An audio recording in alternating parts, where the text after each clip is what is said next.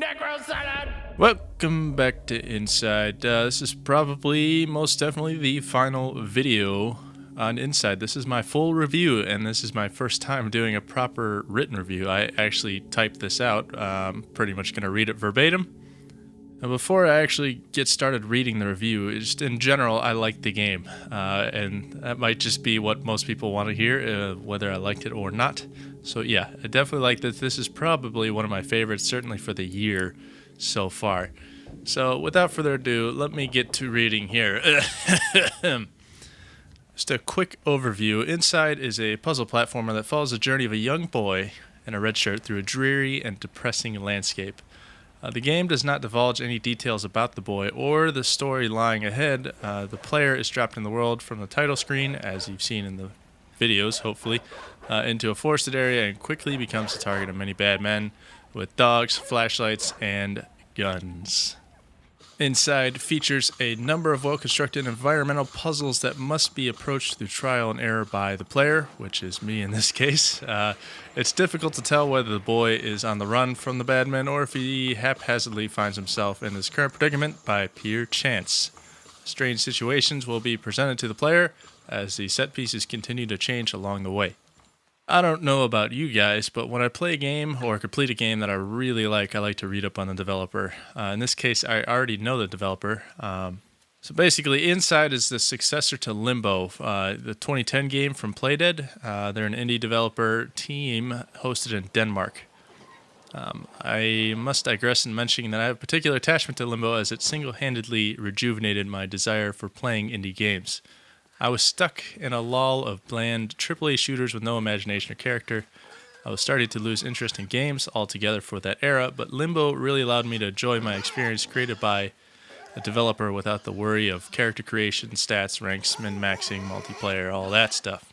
Playdead has only released these two titles to date, but they cannot have a better roster of games to be proud of. The team really takes their time in making games that truly entertain gamers that give them a chance. The studio did receive partial funding from the Danish Film Institute in the amount of $1 million. I assume that grant was probably to help the studio sort of hone the artistic and visual stylings of the game. It's a pretty common review format, but I'm going to go into the pros and cons. We'll do the pros first here. So I couldn't help but have a big cheesy smile on my face when first starting the game. First, I'm really delighted by games that simply drop the player into the gameplay. Inside does no hand-holding and forced me to figure out the environment for myself. Second, the controls felt undoubtedly like a Playdead game, as we were mentioning Limbo before. The controls and mechanics are so buttery smooth, which allowed me to really enjoy the action and puzzles that unfold along the way. I was shocked to find out that the game was created in Unity, as it feels so well polished. I do not recall one single instance of gameplay issues during my playthrough. As I've already mentioned in the overview, the visuals are dreary and depressing, but that most certainly does not mean the game looks bad. Much like Limbo, the color palette is sort of monochromatic scheme, but Playdead has been very particular in where they place color in this game. The boy's red shirt really lends itself to player tracking as I solve some of the more action or stealth-oriented puzzles. The environmental puzzles are certainly challenging, but from what I can only assume is some strange muscle memory from playing Limbo, I was able to solve almost all the puzzles on my first attempt without death. And those of you who've watched through the whole series, you see me just nail puzzle after puzzle with no problem. I was only stuck on a few areas of the game as it introduced new mechanics. I enjoyed feeling freakishly in tune with each puzzle, seeming like I've played the game before. The environment is not always linear, forcing the player to backtrack through the environment to put all the pieces of a puzzle together before moving on. Some of the late puzzles can only be defined as trippy. Just defining the backtracking, this is not a grindy backtracking through the environment to try and solve puzzles. It's basically in a portal-like arena where you're trying to put everything together before you can move on. In very particular, the number of 20 people on the scale, if you guys remember that puzzle. The attention to detail is it's fantastic. I would often find myself standing still and watching a very lengthy animation from background characters in the environment. The whole game feels busy with bad guys, workers, innocent bystanders, and the like. Some of these animation sequences are probably completely passed by a player who is speeding through the game.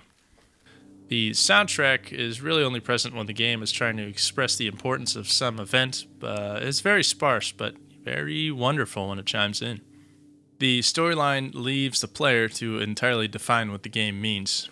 Without spoiling any part of the game, the title Inside could mean any number of things to me. However, I don't see any point in trying to over-define a game that wishes to remain ominous. I find it entirely possible to enjoy a storyline without really understanding everything that is happening. A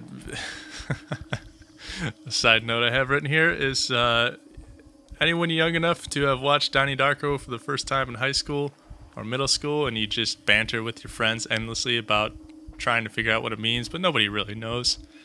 It still made an awesome movie, and you had no idea what was going on, but you liked it anyways. That's my point. Lastly, Playdead has achieved a new level of gross and disgusting through pure creativity and really great sound engineering. I don't wish to spoil any part of the game in this review, but just know that the ending sequence made me laugh, dry heave, and cheer all at the same time. It is so gross. Ugh. I feel kind of sick just thinking about that. Those sounds. Alright, moving on to the cons, which is, very thin. I couldn't really find anything wrong with this game. It was great front to back, but some small points to note. The boy sometimes feels superhuman in his ability to traverse the environment. I giggled a few times when leaping off a platform through the air and grabbing onto a chain only to complete a rope swing onto a ladder. These are feats that even the most athletic people in the world would have difficulty accomplishing. Still, it's a damn video game, and Playdead never said this was supposed to be realistic. The game is a bit short, taking me only 2.5 hours to complete, but I still believe the price to be fair for my gaming experience. The ending was abrupt and left me literally saying, well, that's one way to end a game. Let's move on to the final verdict, shall we? Inside is an incredibly well-polished indie game that is sure to delight any gamer demographic. The game is littered with fun and challenging environmental puzzles, all while retaining respectable pacing and story development. The visuals have a unique style, even with the monochromatic scale and small use of colors. I really love the sound engineering and sparse use of the soundtrack. The different mechanics encountered throughout the game are very exciting and sometimes mind-bending. Very mind-bending. Simply put, I cannot recommend this game enough. This game's easily completable in a night and well worth the price. I believe mindset to be very important while playing certain games, so I found that I enjoyed the game most when my mind was free of distraction, allowing me to focus on the visuals and puzzles. This game will go on my not yet assembled list of favorites, one space above Limbo somewhere. And that concludes my first game review to ever officially be published. I'm curious to know if this is useful for you guys. I had a lot of fun writing it, surely, but just like some feedback on it. So leave me something, even if it's a thumbs up, or I guess that'd be a like button in this case. Whatever.